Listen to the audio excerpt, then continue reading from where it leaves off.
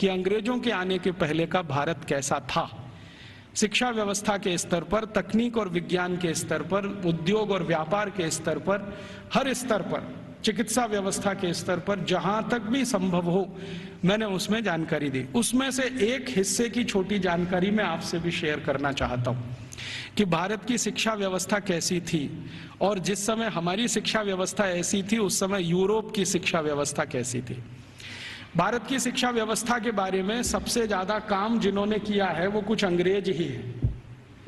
एक अंग्रेज अधिकारी भारत में आया जो लगभग 40 साल यहां रहा, उसका नाम था विलियम एडम।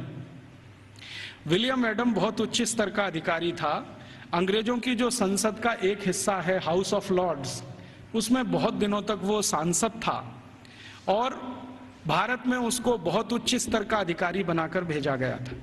उसकी हैसियत इतनी बड़ी थी कि वो भारत में आकर अगर गवर्नर को या वायसराय को कोई सुझाव दे दे तो वायसराय उसको कानून बनाने के लिए मजबूर होता था। विलियम एडम इस स्तर का अधिकारी था। उस विलियम एडम के नीचे काम करने वाले कुछ अधिकारी थे, जिनमें से एक था मैकॉले, टीवी मैकॉले। मैकॉले की तो आपने बार बार चर्चा सुनी है, बार बार नाम भी सुना है, लेकिन विलियम एडम के बारे में शायद आप में से कम लोग जानते होंगे, क्योंकि ये मैकॉले का बॉस था। मैकॉले भारत में शिक्षा व्यवस्था के बारे में जितना भी अभ्यास करता था वो अपने इमीडिएट बॉस विलियम एडम को भेजता था। तो विलियम एडम ने भारत की शिक्षा व्यवस्था पर एक रिपोर्ट तैयार की और वो रिपोर्ट लगभग 1700 कुछ पन्ने की है, 1780 पन्ने हैं उस रिपोर्ट में। वो रिपोर्ट संसद में पेश की गई।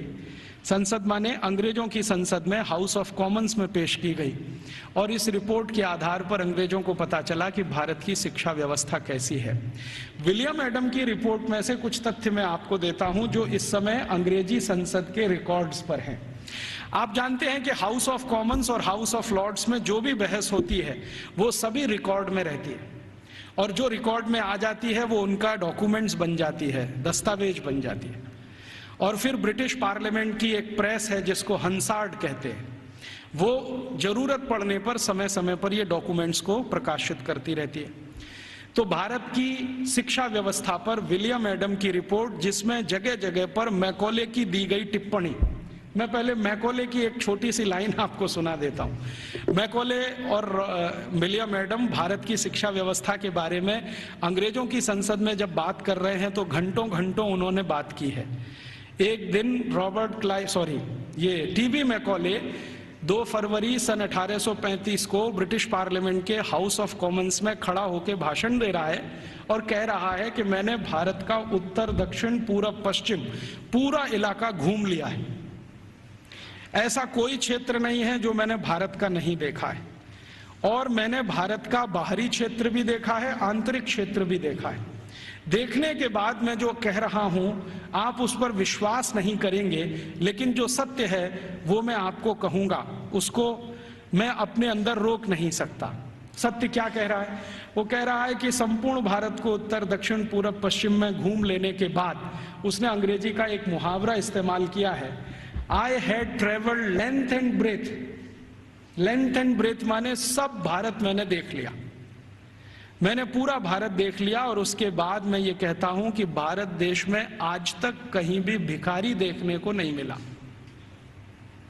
कोई बेरोजगार आदमी देखने को नहीं मिला, गांव के किसी कोने में किसी स्थान पर बैठा हुआ कोई ऐसा व्यक्ति ना मिला जो किसी पर पराश्रित हो।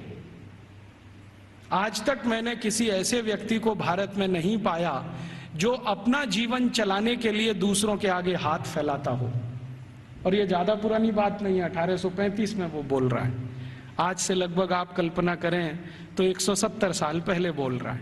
तो 170 साल पहले इस देश में कोई भिखारी नहीं था। जरा ध्यान से सुनिए इस बात को, कोई भिखारी नहीं, कोई बेरोजगार नहीं।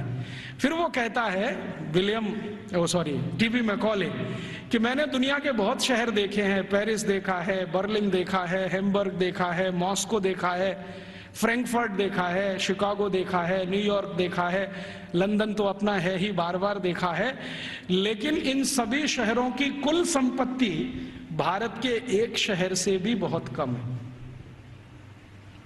तो उसको पूछा गया प्रश्न कि बताओ वो कौन सा शहर है, तो कहता भारत का एक शहर सूरत और यूरोप के सारे शहर एक बाजू में, तो भी सूरत इन सभी पे भारी पड़ता है। इतनी संपत्ति, इतना धन मैंने उस शहर में देखा है।